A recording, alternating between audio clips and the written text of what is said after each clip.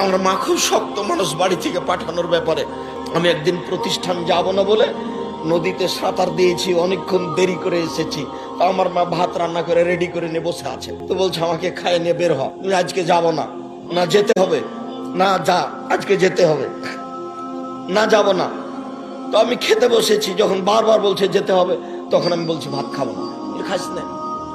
এবার আমি উঠে গেছি, উঠে গিয়ে ব্যাগ নিয়ে বের হচ্ছি, বলে টাকা নে।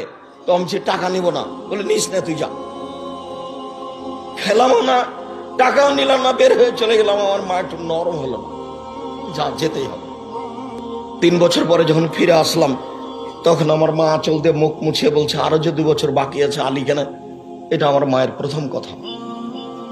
জানি না কিভাবে তারা আল্লাহকে বলেছেন, আমরা কিভাবে বলছি তুমি আল্লাহ আমাদের ছেলে মেয়েকে কবুল করো, তুমি তাদের দিনের খাদেমী হিসাবে কবুল করো।